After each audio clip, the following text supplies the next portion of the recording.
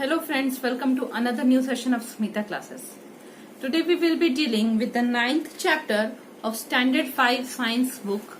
The name of the book is Startup Science and the name of the chapter is Force, Work and Energy. The name of the chapter is Force, Work and Energy. It's the 9th chapter and the name of the book is Startup Science book of Standard 5. We will start reading the chapter. Force. Look at your surroundings. You will observe that some objects like cars and buses are moving, while some like trees, signboards, doors and windows are stationary still. The state of motion of a body is determined by the fact that it is moving or not. A body is said to be in motion if it is moving and at rest if it is not moving. We already know that the state of motion can be changed by applying force. Force is defined as a push or pull which changes or tries to change the state of motion of a body when acting on it. Some common examples of force are pushing or pulling a door to open it, a vegetable vendor pushing the cart to move it and kicking a ball. हम लोग अपने आसपास के surroundings में देखेंगे, अपने आसपास के वातावरण में देखेंगे तो हम लोग देखेंगे कि कुछ कुछ ऑब्जेक्ट्स जो है मूव कर रहे हैं, हाँ?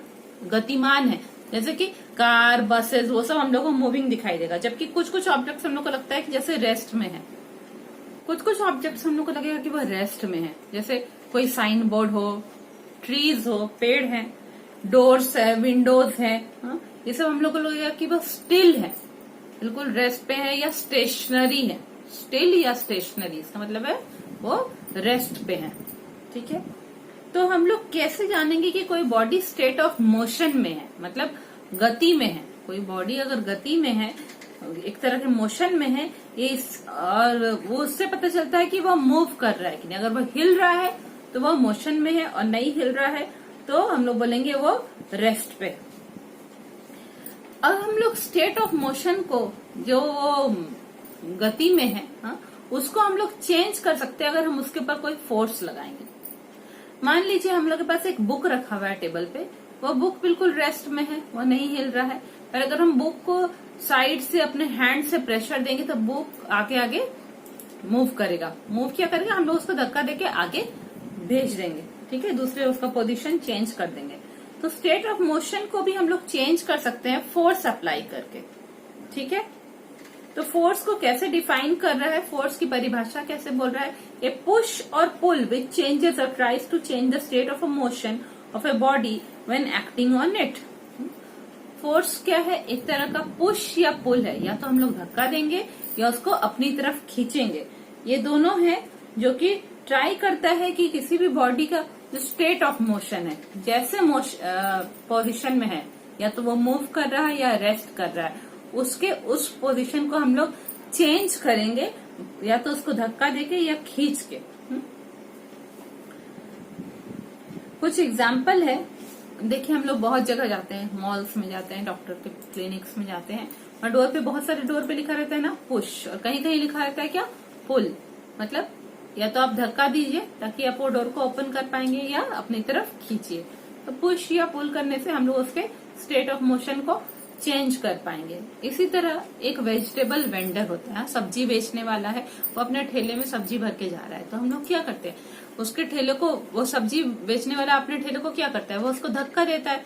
जब वो धक्का देता है तो उसका ठेला आगे बढ़ता जाता है, यानी कि वो अपने हाथों से अपने कुछ फोर्स उसमें अप्लाई कर रहा है।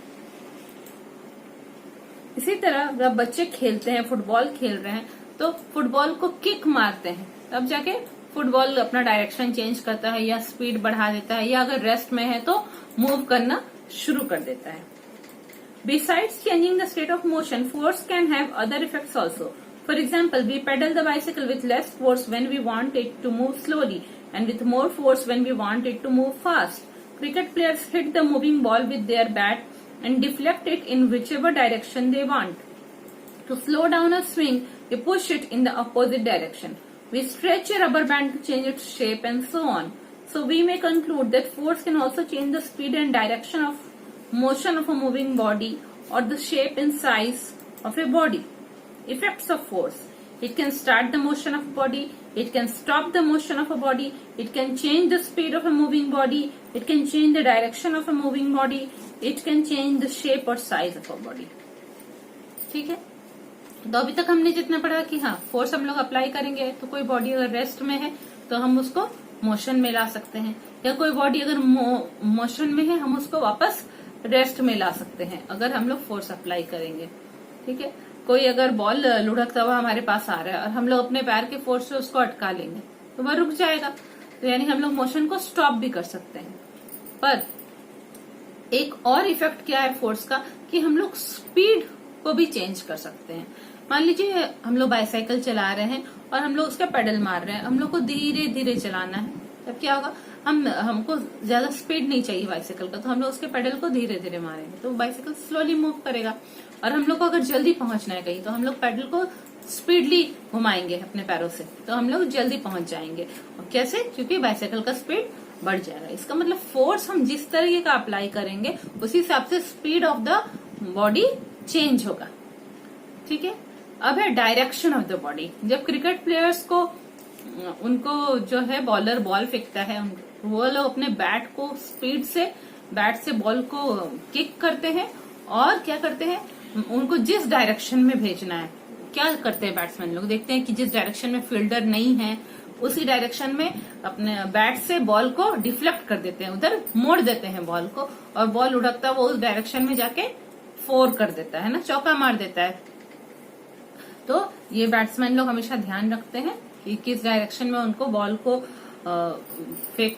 को मोड़ के भेज देना है, उसी हिसाब से वो लोग अपने बैट को, और कितने स्पीड से भेजना है ये भी वो लोग ध्यान रखते हैं, तो उसी हिसाब से वो लोग अपने बैट को यूज करते हैं, उतने ही फोर्स से और वैसे ही डायरेक्शन में यूज करते हैं डिफ्लेक्ट करने के लिए बॉल को।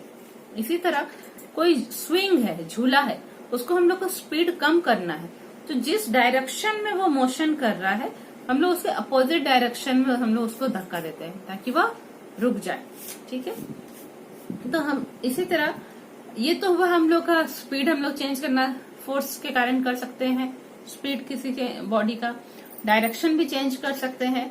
हम लोग मान लीजिए एक रबर बैंड है मेरे पास, रबर बैंड, छोटा सा रबर बैंड दिख रहा है, तो जब हम लोग उसको हाथों से खींचेंगे तो उसका लेंथ बढ़ जाता है ना, फिर छोड़ देंगे उसमें फोर्स तो वो वापस अपने ओरिजिनल साइज में आ जाता है।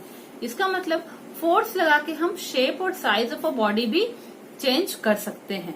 तो अगर हम सम अप करेंगे, एक जगह कंक्लूड करेंगे, तो फोर्स का क्या क्या इफेक्ट है, वो किसी बॉडी में मोशन स्टार्ट कर सकता है, किसी बॉडी का मोशन को स्टॉप कर सकता है, किसी बॉडी के स्पीड को, मूविंग बॉडी के स्पीड को कम या ज्यादा कर सकता है, direction of moving body change कर सकता है, और shape and size of body change कर सकता है। फोर्स ये सब कर सकता है। अब हम लोग पढ़ेंगे types of forces. Types of forces, let's now discuss the different types of forces that are present in nature. Muscular force, the force exerted by muscles of our body is called muscular force. Lifting a school bag, kicking a football, pushing a door, etc. are some activities that use muscular force. Frictional force. Friction is a force that opposes the motion and therefore tries to stop or slow down a moving body. A ball moving on the ground comes to rest on its own after some time due to the force of friction. We are able to walk smoothly due to friction. Mechanical force. The force produced by a machine is known as mechanical force. Cars, buses and other vehicles move due to the mechanical force produced by their engines. Elastic force. If we apply force on a rubber band or an elastic thread, it stretches. When we release it after some time, it regains its original shape and size. This force possessed by a body that regains its original shape after being stretched is called elastic force. ठीक है, तो हम लोग types of force में पढ़ रहे हैं। तो पहला है मस्कुलर फोर्स। मस्कुलर फोर्स क्या है, उसके नाम से हम लोग को पता चल जा रहा है कि हमारे मसल्स के मदद से हम जो फोर्स लगाएंगे वह मस्कुलर फोर्स होगा। जो फोर्स हमारे बॉडी का मसल्स एक्सर्ट करेगा, मसल्स देगा जो फोर्स हमारे बॉडी का, वो मस्कुलर फोर्स होगा। जैसे कि एक भारी स्कूल बैग, उसको हम लोग को उठाना है तो हमारे हाथ के मसल्स उसको स्ट्रेच करके उठाएंगे। ठीक है, उसी तरह एक फुटबॉल को किक करना है तो हमारे लेग्स के मसल्स काम करेंगे। डोर को पुश करना है तो हमारा हैंड्स का जो पाम है उसका मसल्स काम करेगा। तो ये सब कुछ कुछ एक्टिविटीज है जहाँ पे हम लोग मस्कुलर फोर्स को यूज कर रहे हैं। अब है फ्रिक्शनल फोर्स। फ्रिक्शनल फोर्स क्या है, उसका प्रॉपर्टी कि जिस डायरेक्शन में कोई ऑब्जेक्ट मूव कर रहा है, मोशन हो रहा है, उसके अपोजिट डायरेक्शन में फ्रिक्शनल फोर्स लगता है और वह कोशिश करता है कि उसका मोशन रुक जाए। ठीक है, वह होता है फ्रिक्शनल फोर्स। वो कोशिश करता है कि जो मूविंग बॉडी है या तो उसका स्पीड कम हो जाए या फिर उसका जो है स्टॉप हो जाए उसका मोशन। जिस तरह एक बॉल को किसी बच्चे ने फेंका, बॉल रोल हो रहा है जमीन में, कुछ समय बाद क्या होता है, स्टॉप हो जाता है। क्यों? क्योंकि ग्राउंड से उसको फ्रिक्शनल फोर्स लग रहा है, ग्राउंड उसके मोशन को स्टॉप करने का कोशिश करता रहता है। इसी तरह हम लोग स्मूथली चल पाते हैं फ्रिक्शन के कारण। ठीक है, जब हम लोग चलते हैं तो हम लोग अपने पैरों से क्या होता है, जमीन को पीछे की तरफ धक्का देते हैं, तब हम आगे चल पाते हैं, है ना। तो हम लोग को जो है फ्रिक्शनल फोर्स उसमें काम करता है। फ्रिक्शनल फोर्स के अपोजिट में हम लोग चलते हैं, तब जाके हम लोग चल पाते हैं, स्मूथली चल पाते हैं। तो इसी तरह आप अगर देखेंगे कि जब ये जो है पहलवान सब जो है कुश्ती लड़ने जाते हैं, तो वो लोग क्या करते हैं, उनका हाथ जो है, चूंकि बहुत स्वेटिंग होता है कुश्ती लड़ते लड़ते, तो उनके हाथ में क्या होता है, स्वेटिंग होता है, पसीने आते हैं, और वो अगर सामने वाले अपने ओपोनेंट को पकड़े हुए हैं तो उनके हाथ से वो स्लिप कर जाएगा। इसलिए वो लोग क्या करते हैं, अपने हाथ में थोड़ा बालू उठा के या मिट्टी उठा के हाथ में लगा लेते हैं, ताकि हाथ में थोड़ा फ्रिक्शन आए और हाथ स्लिप नहीं करे, वो सामने वाले को आसानी से स्ट्रांगली पकड़ सके। तो फ्रिक्शनल फोर्स कहीं कहीं एडवांटेज भी होता है, कहीं कहीं डिसएडवांटेज भी होता है। ठीक है, मशीन्स में अगर फ्रिक्शनल फोर्स ज्यादा होगा तो मशीन अच्छे से मूव नहीं कर पाएगा, मशीन का दो पार्ट्स एक दूसरे से टकरा टकरा के टूट जाएगा। इसलिए हम लोग वहां पे थोड़ा ऑयल डालते हैं ताकि फ्रिक्शन कम हो। मैकेनिकल फोर्स, नाम से पता चल रहा है, जो फोर्स कोई मशीन प्रोड्यूस करेगा वह मैकेनिकल फोर्स है। जैसे कि जितने भी गाड़ियां हैं, कार, बसेस और व्हीकल्स है, सब में इंजन लगा रहता है, तो इंजन एक फोर्स देता है जिससे कि गाड़ियां आगे बढ़ती है। वह फोर्स क्या है, वह है मैकेनिकल फोर्स। इलास्टिक फोर्स, हमने पहले भी एग्जांपल दिया कि अगर हम लोग किसी रबर बैंड को स्ट्रेच करेंगे, या कोई थ्रेड है, कोई धागा है हमारे पास जो इलास्टिक जैसा का धागा है, उसको हम लोग स्ट्रेच करेंगे तो वो अपना शेप चेंज कर लेगा, थोड़ा लेंथ उसका बढ़ जाएगा, और जैसे ही हम लोग वो फोर्स छोड़ेंगे, उसको स्ट्रेच करना छोड़ेंगे, वो अपने ओरिजिनल शेप और साइज में आ जाएगा। This force possessed by a body that regains its original shape after being stretched is called elastic force. तो इस तरह का फोर्स जो प्रेजेंट है उस बॉडी में, कि स्ट्रेच करने पे वह लेंथ में चेंज हो जा रहा है, शेप साइज चेंज हो जा रहा है, और स्ट्रेच छोड़ देने के बाद, स्ट्रेच नहीं करने के बाद वो ओरिजिनल शेप में आ जा रहा है। तो ये जो फोर्स उस बॉडी में प्रेजेंट है वह फोर्स कहलाएगा इलास्टिक फोर्स। उस रबर बैंड में जो ये फोर्स प्रेजेंट है वह इलास्टिक फोर्स है। Magnetic force. The force exerted by a magnet is called magnetic force. This force attracts other magnets or substances made of iron. Gravitational force. Gravitational force is a force with which any two objects pull each other. Whenever we throw something, it always comes back to the ground because of the gravitational force exerted by the earth on that object. This force is responsible for keeping us bound to the earth. The earth and other planets revolve around the sun in fixed orbits due to gravitational pull of the sun. ठीक है, तो अब हम लोग पढ़ रहे हैं क्या, मैग्नेटिक फोर्स के कारण। जैसे पता चल रहा है नाम से, मैग्नेट के कारण जो फोर्स एक्सर्ट होगा वह मैग्नेटिक फोर्स है। बहुत सारी जगह पे जहाँ पे बहुत कचड़ा लोग कबाड़ फेंकते हैं, कबाड़ी वाले जगह पे, तो वहां पे जो है बहुत लोग आयरन के ऑब्जेक्ट्स भी फेंक देते हैं। हाँ, तो फॉरेन कंट्रीज में क्या होता है, वो लोग बड़ा बड़ा मशीन लाते हैं, क्रेन टाइप का मशीन लाते हैं, जिसके की हैंडल में सामने जो है वह मैग्नेट एक लगा रहता है। वो भी मैग्नेट कैसा काम, मैग्नेट होता है इलेक्ट्रोमैग्नेट। जब इलेक्ट्रिसिटी वो लोग ऑन करेंगे तो वह मैग्नेट के जैसा काम करता है। फिर वो लोग उसको कबाड़ के पास उस हैंडल को ले जाएंगे, वो मैग्नेटिज्म करेगा, वो मैग्नेटिक फोर्स देगा, जिससे कि उस कबाड़ में से आयरन निकल के उस हैंडल में चिपक जाएगा, और उसको फिर फैक्ट्री वाले ले जाते हैं फर्दर यूज करने के लिए। तो मैग्नेट के कारण जो फोर्स होगा वो कहलाता है मैग्नेटिक फोर्स, जिसके कारण कुछ सब्सटेंस जिसको कि मैग्नेट अट्रैक्ट कर सकता है, अपने तरफ खींच सकता है, उनको हम लोग अलग कर सकते हैं। ग्रेविटेशनल फोर्स, ग्रेविटेशनल फोर्स वह फोर्स है जिसके कारण कोई एक ऑब्जेक्ट दूसरे ऑब्जेक्ट को अपनी तरफ खींच रहा है। इस वर्ल्ड में, हम लोग के वर्ल्ड में जितने भी ऑब्जेक्ट्स हैं, सब एक दूसरे को अपने तरफ खींच रहे हैं। ठीक है, क्यों, कैसे पता चलता है, मान लीजिए हमने एक बॉल ऊपर फेंका, क्या होता है, बॉल वापस आके ग्राउंड में टच होता है। क्यों? क्योंकि अर्थ का भी अपना ग्रेविटेशनल फोर्स है और बॉल का भी है, बॉल का भी अपना फोर्स है। तो अर्थ चूंकि बहुत बड़ा है तो वह बॉल को ग्रेविटेशनल फोर्स के कारण खींच लेता है और बॉल आके वापस ग्राउंड में आ जाता है। इसीलिए है कि हम ह्यूमन बींग्स भी जो है फ्लोट नहीं कर रहे हैं, हम लोग अर्थ में खड़े हो पा रहे, जमीन पे खड़े हो पा रहे। क्यों? क्योंकि अर्थ का ग्रेविटेशनल फोर्स हम लोग को खींच के उस पर टिका के रखा हुआ है। जितने भी प्लैनेट्स हैं, हम लोग जानते हैं सन के चारों तरफ गोल गोल प्लैनेट्स रिवॉल्व करते हैं ना, अपने अपने ऑर्बिट में, अपने अपने रास्ते पे ही रिवॉल्व करते हैं। ऐसा नहीं कि कोई प्लैनेट दूसरे के ऑर्बिट में आके रिवॉल्व करने लगा। सन के गोल गोल घूमते रहते हैं वो प्लैनेट अपने अपने ही जो है ऑर्बिट, मतलब अपने अपने गोलाकार रास्ते पे, अपने गोलाकार रास्ते पे, पथ पे वो घूमते रहते हैं। वो क्यों है? सन अपना ग्रेविटेशनल फोर्स से उन प्लैनेट्स को खींच के रखा हुआ है, अटैच करके अपने से रखा हुआ है, अपने पास पास रखा हुआ है। अगर सन का ग्रेविटेशनल फोर्स नहीं होता तो वो प्लैनेट इधर उधर बिखर जाते स्पेस में। तो ये हम लोग का फोर्स कंप्लीट हो गया। अब हम लोग वर्क के बारे में पढ़ेंगे। Suppose you wish to move a wall by pushing it. You apply a lot of force on it, but even after many hours, it does not move even a bit from its place. You feel tired and think you have done a lot of work on the wall, but in terms of science, you have not done any work. In science, work is said to be done only if force applied on a body moves it in the direction of the force. Some examples of work are moving a cart, kicking a football, picking up a book from the table and keeping it on the shelf, hitting a ball with a bat, etc. Work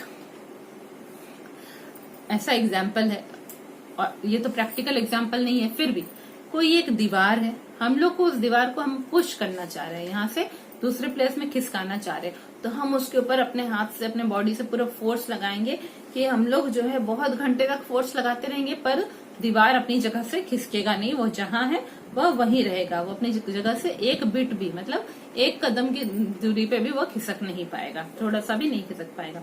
तो हम लोग को थका लगेगा और हम लोग बैठ जाएंगे और हम लोग सोचेंगे कि हमने इतना काम किया इस दीवार के ऊपर, पर यह दीवार तो खिसका ही नहीं। पर अगर हम साइंस के टर्म्स में देखें, वैज्ञानिक दृष्टि से देखेंगे, तो हम जानेंगे, वैज्ञानिक दृष्टि कहेगा कि आपने उस पर कुछ भी काम नहीं किया। हाँ? इसका मतलब वर्क, मतलब काम की परिभाषा क्या है, काम का डेफिनेशन क्या है? साइंस कहता है कि काम तभी होता है जब हम लोग जो फोर्स अप्लाई कर रहे हैं कोई बॉडी को, वह फोर्स उस बॉडी को उसी डायरेक्शन में आगे बढ़ाता है जिस डायरेक्शन में फोर्स अप्लाई कर रहे हैं हम लोग। ठीक है, मान लीजिए एक बुक है, हम उस बुक को धक्का दे रहे हैं, धक्का देने से बुक अपने पोजीशन से चेंज होके आगे चला जा रहा है, तब हम बोलेंगे कि हमने कुछ वर्क डन किया है। ठीक है, तो जिस डायरेक्शन में हम फोर्स दे रहे हैं उसी डायरेक्शन में अगर बॉडी मूव करता है तब कहा जाएगा कि वर्क इज डन, काम कुछ हुआ है।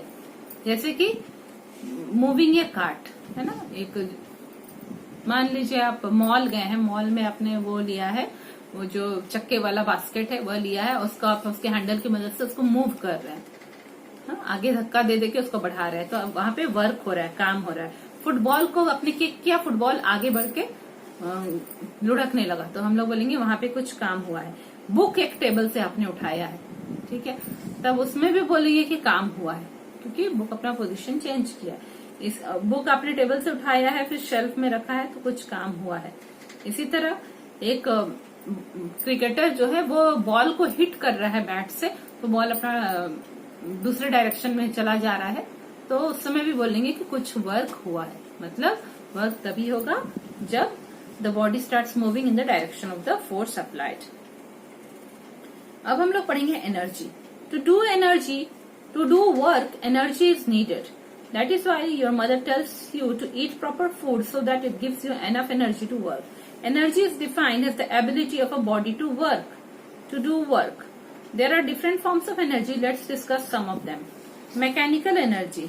It is the energy possessed by a body due to its position or motion. It is of two types, potential energy and kinetic energy.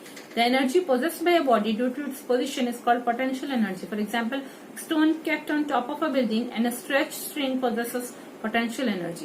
The energy possessed by a body due to its motion is known as kinetic energy. For example, a moving ball, flowing water, etc. have kinetic energy. ठीक है, तो क्या है कि energy के बारे में बात हो रही है। एनर्जी को हम जब भी हम लोग को कुछ काम करना होता है तो हम लोग को एनर्जी की जरूरत होती है, इसलिए हमारी मम्मी हमको बोलती है ना, तुम लोग अच्छे से खाना पीना खाओ तब तुमको एनर्जी मिलेगा कुछ काम करने के लिए, नहीं तो तुम टायर्ड फील करोगे। तो एनर्जी जो है वह किसी भी बॉडी का एबिलिटी है काम करने का, यानी किसी भी बॉडी का कैपेसिटी है कि वह कुछ काम कर सके उसी को हम एनर्जी कहेंगे। एनर्जी को इसी तरह से परिभाषित कर रहे हैं कि वो एबिलिटी है किसी शरीर का अपना योग्यता है, योग्यता तो नहीं, उसका कैपेबिलिटी है कि वह वो काम कर सक रहा है। ठीक है, तो कुछ काम कर पाएगा। अलग अलग तरह का एनर्जी होता है। पहला है मैकेनिकल एनर्जी, कोई बॉडी मूव कर रहा है हा? या फिर किसी एक जगह पे है तो उसके कारण उसमें जो एनर्जी होगा वह कहलाएगा मैकेनिकल एनर्जी कहलाता है। वो दो तरीके का होता है, पोटेंशियल एनर्जी और काइनेटिक एनर्जी। कोई बॉडी किसी पर्टिकुलर जगह पे है, अपने उस पोजीशन के कारण जो उसमें एनर्जी है वह पोटेंशियल एनर्जी है। ठीक है, वह पोटेंशियल एनर्जी कहलाएगा। जैसे कि एक बड़े बिल्डिंग के ऊपर एक पत्थर रखा हुआ है, वो उस पोजीशन पे है तो वो उसका पोटेंशियल एनर्जी है। इसी तरह एक धागे को हमने बहुत खींच के रखा हुआ है, पकड़ा हुआ है, तो वो उसमें पोटेंशियल एनर्जी है। ठीक है, पानी अगर बहुत ऊंचाई पे एक जगह पे जमा हुआ है, एक लेक के जैसा, तो वहां पे भी पोटेंशियल एनर्जी है हम कहेंगे। और काइनेटिक एनर्जी क्या हुआ? पोटेंशियल एनर्जी भी एक तरह का मैकेनिकल एनर्जी है, काइनेटिक एनर्जी भी एक तरह का मैकेनिकल एनर्जी है। अब काइनेटिक एनर्जी क्या हुआ? किसी बॉडी की गति के कारण उसमें जो एनर्जी आएगा, किसी बॉडी के मोशन के कारण उसमें जो एनर्जी आएगा वह है kinetic energy. A moving ball, flowing water etcetera, लुढ़कता हुआ बॉल है, गिरता हुआ पानी है, बहता हुआ पानी है, ये सब में काइनेटिक एनर्जी होता है। जैसे कि हम लोग बोलेंगे जहां बिजली बनाया जाता है, बड़े बड़े झरनों के पास बिजली बनती है ना, झरनों के पानी से, तो पानी जब एक जगह इकट्ठा रहेगा तो हम बोलते हैं पानी में पोटेंशियल एनर्जी है। और पानी जब ऊपर से बहुत स्पीड से गिरेगा नीचे, तब हम बोलेंगे इस पानी में काइनेटिक एनर्जी है। और वह फिर फर्दर किसमें चेंज होता है? इलेक्ट्रिकल एनर्जी में चेंज होता है। तो ये दोनों ही एक तरह का मैकेनिकल एनर्जी है। एक तरह के एनर्जी को दूसरे तरह के एनर्जी के फॉर्म में चेंज किया जा सकता है। Forms of energy are interconvertible. हाँ, एक तरह के एनर्जी के फॉर्म को दूसरे तरह के एनर्जी फॉर्म में चेंज कर सकते हैं। तो हमने अभी तक क्या क्या पढ़ा? मैकेनिकल एनर्जी पढ़ा, जिसमें पोटेंशियल और काइनेटिक एनर्जी पढ़ा। अब हम लोग हीट एनर्जी पढ़ेंगे। It is a form of energy which is responsible for the sensation of hotness और coldness. We get heat energy from the sun and also by burning various fuels like wood and coal. This energy is useful in cooking, running steam engine and generating electricity. Light energy. Like heat, light is also a form of energy. It makes things visible to us. The sun is the main source of light for us. We also get light from stars, bulbs, torches, etc. Magnetic energy. As discussed earlier, magnets exert force on other magnets and iron objects. This force is due to the energy of the magnet known as the magnetic energy. This form of energy is used for various purposes like lifting heavy iron objects, using a strong magnet, separation of iron objects from other metallic objects, etc. ठीक है, तो अभी हम पढ़ेंगे किसके बारे में? Heat energy के बारे में। वो किस तरह का एनर्जी है? It is a form of energy which is responsible for the sensation of hotness और कोल्डनेस। हम लोग को जो फील होता है कि हाँ अभी आसपास का सराउंडिंग ठंडा है या हमारा बॉडी ठंडा हो रहा है या आसपास की सराउंडिंग में बहुत गर्मी है, हमें बहुत गर्मी लग रही है, ये जो सेंसेशन फील होता है, ये एक तरह का हमको जो महसूस होता है, वो किस एनर्जी के कारण हम लोग को महसूस होता है? हीट एनर्जी के कारण हम लोग को यह महसूस होता है कि हम लोग को ठंड लग रही है कि गर्मी हो रही है, वह हीट एनर्जी के कारण हम लोग को फील होता है। हम लोग को हीट एनर्जी किससे मिलता है? एक तो सन से मिलता है और दूसरा क्या है? वेरियस फ्यूल्स मतलब जो है ऐसे ज्वलनशील पदार्थ जिनको जलाने से एनर्जी मिलता है। हाँ, तो जैसे कि पेट्रोल, डीजल, वुड, चारकोल, ये सब फ्यूल्स की कैटेगरी में आएगा। ठीक है, तो अलग अलग तरह के फ्यूल को जलाने से भी हीट एनर्जी मिलती है। वो भी जो है वो भी एनर्जी का, हीट एनर्जी का सोर्स है। जैसे कि वुड और कोल, लकड़ी और कोयला, वो दोनों को जलाने से हम लोग को हीट एनर्जी मिलती है, burning of wood and coal. और ये जो एनर्जी है, सन की एनर्जी हो या burning of wood and coal की एनर्जी हो, इसको हम लोग कहाँ यूज करते हैं? खाना बनाने में यूज करते हैं ना, लकड़ियों का चूल्हा होता है, कोयले का चूल्हा होता है। स्टीम इंजन में यूज करते हैं। स्टीम इंजन में क्या होता है? कोयले की मदद से पानी गर्म करते हैं, पानी बढ़ता है। और इलेक्ट्रिसिटी प्रोड्यूस करने में भी हम लोग एनर्जी को यूज करते हैं। ठीक है, ये जो कोयला बहुत सारी जगह जला के और उससे क्या किया जाता है? उससे इलेक्ट्रिसिटी प्रोड्यूस किया जाता है। तो ये जो हीट एनर्जी है खाना बनाने में काम आता है, स्टीम इंजन चलाने में, इलेक्ट्रिसिटी प्रोड्यूस करने में, ये सब में काम आता है। अब हीट की जैसा लाइट भी एक तरह का एनर्जी है, लाइट एनर्जी जो कहूंगा। लाइट एनर्जी की मदद से क्या होता है, हम लोग को चीजें विजिबल होती हैं, हम लोग को चीजें दिखाई देती हैं। मेन सोर्स हम लोग के लिए लाइट क्या है, सन है, सब लोग जानते हैं। सन से हम लोग को सबसे ज्यादा लाइट मिलती है। और किससे लाइट मिलती है, स्टार्स से, हाँ तारों से, बल्ब से और टॉर्च, ये सबसे भी लाइट एनर्जी मिलता है। अब मैग्नेटिक एनर्जी, हम लोग जानते थे, पढ़े हैं कि मैग्नेट का अपना एक फोर्स होता है जिसकी मदद से वह दूसरे मैग्नेट को भी अपनी तरफ खींचता है और आयरन के ऑब्जेक्ट्स को, आयरन के सामान को भी वह अपनी तरफ आकर्षित कर पाता है। तो ये फोर्स आखिर मैग्नेट में क्यों है, क्यों ये फोर्स मैग्नेट क्यों दे पाता है, क्योंकि मैग्नेट में अपना एक एनर्जी है, मैग्नेटिक एनर्जी है, जिसके कारण वह मैग्नेटिक फोर्स अप्लाई कर पाता है। तो ये मैग्नेटिक एनर्जी को क्या चीज में यूज करते हैं, बहुत सारे अलग अलग कामों में। जैसे बड़ा बड़ा आयरन का ऑब्जेक्ट को उठाना है, बड़ा बड़ा जो है आयरन जो है, रास्ते में मान लीजिए कि कहीं आयरन का बड़ा सा कुछ मशीन पार्ट गिरा हुआ है, उसको उठा के लेके जाना है दूसरी जगह पर, वो बहुत ही भारी है। तो उस समय क्या होता है, स्ट्रांग मैग्नेट को यूज किया जाता है, बड़े से क्रेन के साथ जोड़ा जाता है, वह उसको अपने से चिपका के और लेके जाके दूसरी जगह पे ले जाता है। इसी तरह आयरन ऑब्जेक्ट को दूसरे मेटालिक ऑब्जेक्ट से, बहुत सारे मेटल के ऑब्जेक्ट एक जगह पे पड़े हुए हैं, वहां से हमको आयरन ऑब्जेक्ट को ही हटाना है, तो वहां पे हम ये मैग्नेटिक एनर्जी यूज करते हैं। आगे पढ़ते हैं। Sound energy, sound is a form of energy which produces the sensation of hearing in our ears. Sound energy is produced by radios, music players, musical instruments like sitar, guitar, etc. Solar energy, the vast amount of energy obtained from the sun is called solar energy. It is utilized by plants while preparing food. Wind energy, like the sun, even wind is a natural source of energy. By setting up windmills, the energy of winds can be utilized to generate electricity. Electrical energy, it is another form of energy which we use to run electrical appliances like washing machine, television, computer, vacuum cleaner, air conditioners, tube lights, fans, etc. We get it from electricity. Law of conservation of energy. The law of conservation of energy states that energy can neither be created nor destroyed. It only changes form from one to another. ठीक है, तो यहाँ पे हम लोग पढ़ रहे हैं आगे साउंड एनर्जी के कारण। साउंड उस तरीके का एनर्जी है जिसके कारण हम लोग को ये फीलिंग होती है कि हम लोग अपने कानों से कुछ चीज को सुन पाते हैं, वह साउंड एनर्जी ऐसा है। साउंड एनर्जी जो है वह सुनने का फीलिंग हमारे कानों में देता है। साउंड एनर्जी किससे निकलता है, रेडियो, म्यूजिक प्लेयर है ना, गाना बजाने का जो प्लेयर सब होता है, म्यूजिकल इंस्ट्रूमेंट होता है जैसे सितार, गिटार, हारमोनियम, ये सबसे साउंड एनर्जी निकलता है। सोलर एनर्जी, जो सूर्य की एनर्जी होती है, बहुत ही सूर्य की एनर्जी होती है, वास्ट अमाउंट ऑफ एनर्जी, माने बहुत मात्रा में सूर्य से हम लोग को एनर्जी मिलता है, जिसको कि सोलर एनर्जी कहते हैं। उसको सबसे ज्यादा कौन यूज करता है, प्लांट्स यूज करते हैं अपना खाना बनाने के लिए, है ना। विंड एनर्जी, जब जोर की हवा चलती है, स्ट्रांग हवा चलती है, तो हम उसको विंड कहते हैं। तो जैसे कि सन की एनर्जी, सोलर एनर्जी को हम लोग यूज कर रहे हैं, इसी तरह विंड की एनर्जी, विंड एनर्जी को भी यूज किया जाता है। कहाँ पे, विंड मिल में यूज किया जाता है। ये विंड एनर्जी कहाँ मिलता है, ज्यादातर समुद्र वगैरह के आसपास के एरिया में मिलेगा, जहाँ बहुत तेज हवाएं चलती हैं, वहां पे विंड मिल बनाया जाता है। एक तरह का फैन जैसा होता है जो गोल गोल घूमता रहेगा, और उसके नीचे वो बहुत बड़े हैंडल पे होगा, ऊपर गोल गोल घूमेगा, और नीचे जो है मिल लगाया जाता है। कैसा मिल, जो कि आपको फूड ग्रेन्स को ग्राइंड करेगा।